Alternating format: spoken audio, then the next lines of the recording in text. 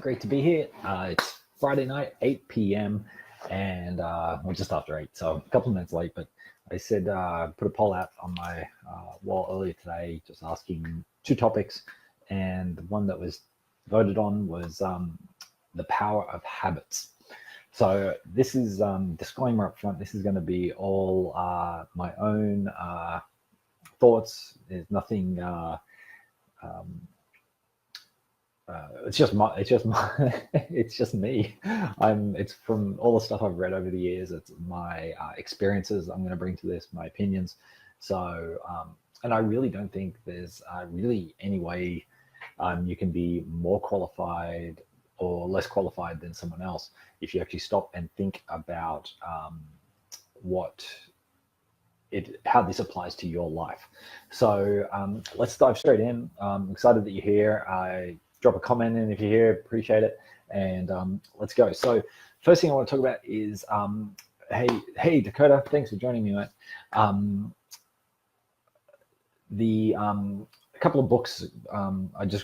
The other topic I had for tonight was what's in your library, and that was based around, I was going to kind of do a view of the bookshelf I have right behind me, but I just grabbed really quickly, what's that, 6 books? Yeah, 6 books. 6, yeah. What happened? Why do I hear myself? That's weird. Okay, that was weird. I've got 6 books here that are really based around habits. So obviously, we've got the be all and end all of habit books, I guess you could say. Stephen Covey's 7 Habits of Highly Effective People, and the follow-up 8th Habit. If you haven't read these books, they are a must-do. So grab those. I am blessed enough to actually have met Stephen Covey and had this one signed before he passed away. So that was 13 years ago now. So amazing books there. And I'll touch on why each of these kind of talks about habits. They all have a different stance, even though and I did quickly flick through, they actually don't mention the word habit really in any way directly. So, and that's the cool thing. Think and Grow Rich, Napoleon Hill, kind of if you want to be an entrepreneur, a successful person, this is kind of the Holy Grail Bible you must read, get a copy of it. Richest Man in Babylon, again, mindset around money, stuff like that, by Georges Clason. Get that, and I'll tell you why that's about habits. The book I read just last year, Secrets of Super Achievers, by Philip Baker, actually an Australian author. Really good book, actually, really interesting, and yeah, really cool, and we'll talk about that. And then Leadership and Self-Deception. It's just a cool book. Again, a lot of the books I talk about are follow a kind of a novel narrative, almost like a fictional story, with the philosophies or the values or the main points built into those stories. So grab that, get that one as well. So what do I want to talk? So what is a habit, first and foremost? Without going to the definition of a life and getting the dictionary or anything like that, a habit is really something that you do subconsciously, consistently, on a regular basis. So it could be something you do every day, every week, every month, every year, whatever. It doesn't have to be like a regular, but it's a regular occurring thing. So it could be, for our family and I, one of our habits is we go to church every Sunday. One of the other things I've started, and I'm on day 19 today, actually a bit more than day 19, but is getting up at 5:15 in the morning and doing my morning routine, or the Miracle Morning by Hal Elrod. So it's his philosophy. If you do these 6 things every morning, and you force yourself to get up a little bit earlier than you normally would to get those things done, and they're the most important parts of the day, things to do at the start of your day. What else could be a habit? Exercising, date nights with your spouse, special time with the kids. We also have bad habits, don't we? Some people smoke, some people drink, some people eat junk food. You know, we have habits of going on specific types of vacations, catching up with certain friends. There's all different kinds of habits. So really, it's something that is subconscious thing because we just do it automatically because we've done it so many times. It's something that we do regularly and or consistently and in a set kind of time frame. So it's something you either do every day, a couple of times a day, every week, whatever it is. So just keep that in the back of your mind, and that's really important because consistency is one of the most important things there. And depending on what the habit is, that consistency will be reflected in that. So that's what a habit is in my definition of it. So I really want to quickly, obviously if we go back to, these two books by Stephen Covey, we talk about, being proactive, and a lot of these have very similar themes. Begin with the end in mind, first things first, sharpen the saw. What else have I got? Think win-win, of course. Seek first to understand, then to be understood, and synergize. So there's a 7 of that. And if you can, and these are all around being effective and doing things like that. And they're very broad ranging habits. They're not specific actions, but it's kind of like almost a mindset, and habits that you have in that mindset that really drive that. If we look at these two books, it looks at, man, Facebook's going crazy. I'm now hearing myself again for a second time. That is weird. Ooh, it's like trippy in my headphones. These talk about a lot around financial success, especially this one. And it really is about the habit and the self-discipline of savings. So it talks about only living on 70% of your income, putting 10% into an investment, 10% into charity, and 10% into something else. It's been a couple of years since I've read it, but it talks about basically living on 70% of your actual income and putting the other 30% in 10% increments into other things. And that's that's a habit you have to start. And maybe you start with living on 97% and you put 1% of each into each of those things, or some kind of thing, but you start somewhere and you can build and expand that habit. Think and Grow Rich is all about the habits.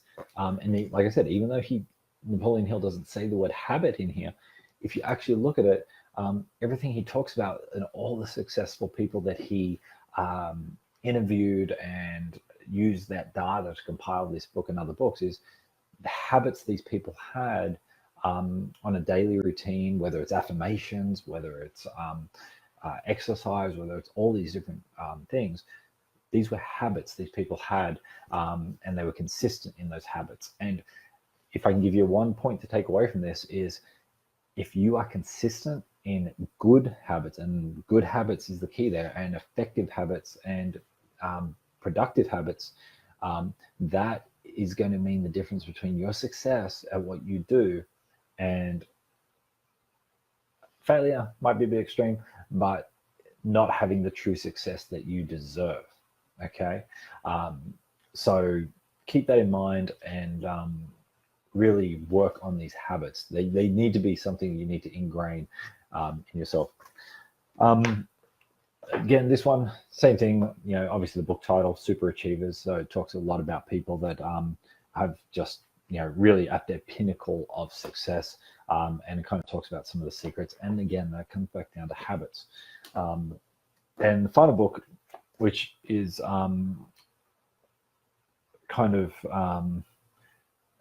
it talks about it as well. Now that it's leadership and self-deception. I think sometimes we can self-deception is something that can be part of our negative habits. We can put ourselves into a place so badly when we think we have good habits, or we are going to procrastinate or something like that. We come up with these excuses in our minds, and we can have that negative power of habits. So we can have self-destructive habits. We can have critical habits. We can have these things, and even the habit of hanging around certain people. We live in such a world where we don't want to tick off anyone and piss someone off or alienate someone or something like that, that we get so scared of actually pushing people away in a way or cutting people out of our lives. And there's the saying, can't remember who said it, but whether it was Ziegler or Jim Rohn or someone like that, but they said, you are the average of the 5 people you hang around. So you hang around 5 millionaires, you're going to become the 6th. If you hang around 5 average people, you'll become average. If you hang around 5 fat people, you'll be fat. If you hang around 5 really fit people, you'll be fit. Because the power of those 5 people will bring you up, or you just won't hang around them anymore. That's going to be the difference. So you need to really, and it's not just hanging around, it's them rubbing off on you and their habits becoming your habits. And that's why reading books like this and this and this and this, etc., is critical to your success. The more time you spend here on Facebook, unless you're watching my lives, or even the people you follow on Facebook and read their posts or their content. And I'm guilty as much as anyone. So I'm not here pointing fingers, believe me. If you have a news feed that is just full of negativity, of political posts that maybe you don't agree with, and even if you do agree with, does it necessarily mean that's a healthy thing to be reading constantly and bombarding your brain with? Whether it's nothing that's lifting you up or giving you energy to go and actually do something positive, that maybe it's time to seek out new friends. Social media is a great place to establish relationships, even if they may seem superficial. I've got some of the best connections I've got have stemmed from this type of platform. So you can, if you nurture those relationships, build them, and then have opportunities to connect in person at events or whatever, then that's a hugely powerful way you can leverage this this platform. But that may mean culling people in your list. It may mean putting yourself in an uncomfortable place by going and seeking out other people that are like-minded. And I'm now talking to people that maybe are more business-focused, entrepreneurial, are more involved in the kind of self-development, personal development space. But you can do that here. And if you set up yourself here to be like that by pouring out value, making positive posts, you're going to attract people that are doing that. And just make a habit of 1 post a day that is really high value, encouraging, and maybe something from what you've been reading. And that's something I've been doing more and more consistently at the moment. So pick one thing. So I'm going to leave you with this challenge right now. And drop a comment in if you want to let me know what your challenge is going to be. I love helping people keep accountable. So I'll follow up with you if you want to be. I don't want to bug you, but I'm here if you want to have that accountability. I want you to pick one thing within the next hour that you want to form a new habit around. It could be getting up 30 minutes earlier each day and reading or journaling or doing a bit of exercise or some affirmations or meditation or something like that. It may be that you are going to do one piece of business before lunchtime each day that you normally don't do. So it's a habit of getting something done that you normally wouldn't get done. Maybe it's the habit of spending 1 solid hour, and that might not sound like a lot, but maybe it's 1 additional hour, or maybe 1 hour in general, just with your kids or with your spouse or your significant other or whoever it is in your life that you need to spend more quality time with. Maybe it's turning off social media on Sundays or technology on Sundays. Especially if you're in your own business or you work online or something like that, you constantly feel like you need to be plugged in, you need to be answering or commenting or whatever else. The world is not going to stop for 24 hours, or if you shut down, if you can't do it for the entire day, just do it from 8 a.m. to 6 p.m. or something. Turn off the phone, turn it on flight mode or something, turn off data, just be present with yourself firstly, and then those around you as well. yeah, they're just some of the things. Maybe it's cutting out one piece of junk food or cutting out soda for the week or something like that. If it's a health type goal, yeah, there's different areas of your life that you can be focusing on. So uh, pick one in the next hour, pop it in a comment, PM me, whichever is you're more comfortable with doing.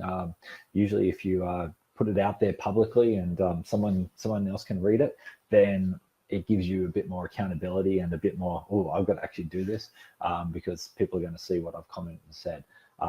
So I'm going to put one in there too. My mornings have been really solid. I've done 19 days straight, despite going to bed really late because of juggling hours working and stuff like that. But it's something I'm going to say I'm proud of it, because I've done it in the past. I was quite good at it, and then I dropped off. And there was actually just one thing. And I'm going to tell you this one thing. If mornings are not your thing, and I'm going to wrap this up because this has gone for quite a while now. So if you're still on here, I appreciate it. Thank you. One thing that has probably shifted my morning routine more than just about anything else is moving my phone, which I use for an alarm clock, out of reach. Okay. So I used to have it just on my bedside table. It was in, everything was turned off. It was on silent. There was no data or Wi-Fi on or anything else. So it wouldn't ring or anything, except the alarm would go off. That's the only reason I had it on. If I could turn it off and the alarm gone, I would do that. Anyway, what I did was I actually put it up on top of the dresser, which is just out of reach. So I actually have to physically get out of bed and get up and grab it. And that step alone, and obviously I've got Kelly asleep next to me, so I can't have it too far away or let it go for too long because I don't want to wake her up at 5:15 in the morning. But doing that, I haven't gone back to bed. I haven't fallen back asleep because I used to be the ritualistic snoozer. So if you really struggle with mornings, start with 10 minutes earlier, 20 minutes earlier. And there's a few other tips that I do have a video I'm going to be doing shortly that talks about other ways that you can really create that miracle morning and stuff like that. So I'm going to leave it there. I really do appreciate it. Leave a comment, like I said, if you have want to jump on and start a new habit and be held accountable for that.